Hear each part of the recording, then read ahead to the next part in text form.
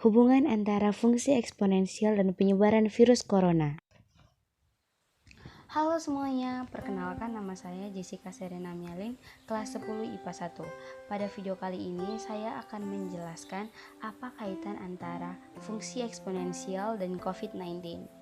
Jadi teman-teman, fungsi eksponensial terhadap COVID-19 adalah dalam menghitung penambahan pasien COVID-19.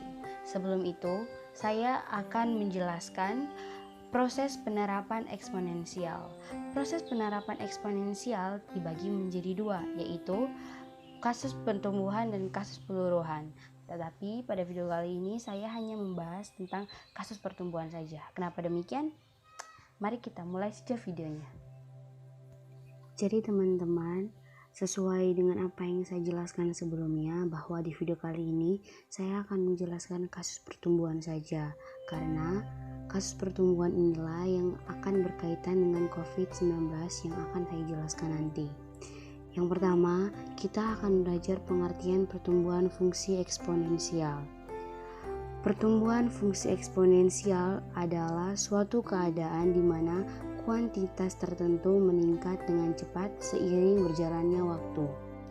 Hal tersebut terjadi karena kuantitas pada saat tertentu merupakan hasil kali dari kuantitas sebelumnya. Pembahasan kedua pada video kali ini adalah grafik pertumbuhan fungsi eksponensial. Grafik ini menunjukkan di mana jika nilai X makin besar, maka nilai Y juga makin besar. Atau bisa kita tuliskan X1 kurang dari X2, maka Fx1 kurang dari Fx2. Sehingga jika Fx sama dengan A dipangkatkan X, di mana A lebih dari 1, maka fungsi ini disebut fungsi monotonaik atau bisa kita katakan sebagai grafik pertumbuhan. Jadi teman-teman, pada kasus pertumbuhan itu grafiknya itu nanti semakin naik. Nah, kita akan masuk ke pembahasan contoh penerapan fungsi eksponensial dalam kehidupan. Jadi, fungsi eksponensial dalam kehidupan diterapkan dalam berbagai kegiatan. Contohnya, untuk menghitung bunga majemuk, pertumbuhan populasi, investasi, dan untuk menghitung penambahan pasien COVID-19. Baik, kita akan masuk ke dalam contoh soal.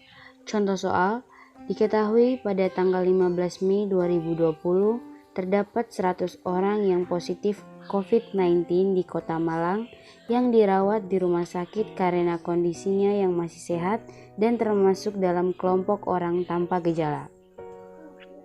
Apabila 100 orang ini tidak melakukan karantina mandiri, maka dapat diperkirakan satu orang yang positif corona akan bertemu 50 orang dalam sehari dengan resiko penularan 1%.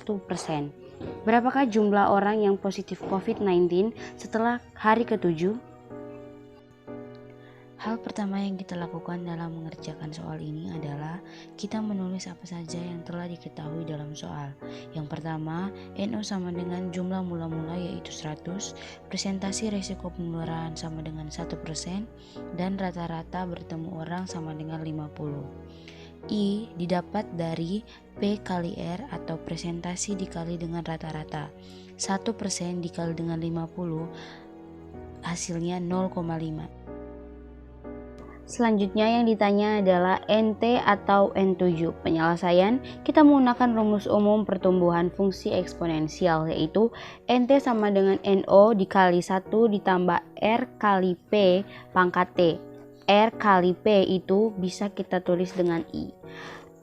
NT-nya itu tadi adalah N ke-7, hari ke-7. Sama dengan NO-nya jumlah mula-mulanya itu 100 dikali dengan 1 tambah 0,5 dipangkatkan 7, jadi hasilnya itu 1708,59375 atau dibulatkan menjadi 1709. Jadi, banyaknya orang yang positif COVID-19 pada hari ke-7 adalah 1709 orang.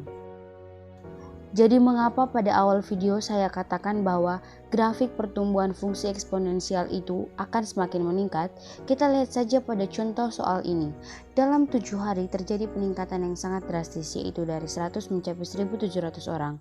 Dan sekarang ini seperti yang kita ketahui, pemerintah sudah menjalankan sistem new normal, tetapi semua kegiatan harus sesuai dengan protokol kesehatan. Jadi untuk mengurangi presentasi risiko penularan, kita diharapkan untuk memakai masker, cuci tangan, dan menggunakan hand sanitizer. Selain itu, untuk mengurangi rata-rata orang yang terjangkit COVID-19, kita diharapkan untuk selalu social distancing. Oke, mungkin sekian saja yang dapat saya jelaskan pada video kali ini. Semoga bermanfaat. Annyeong!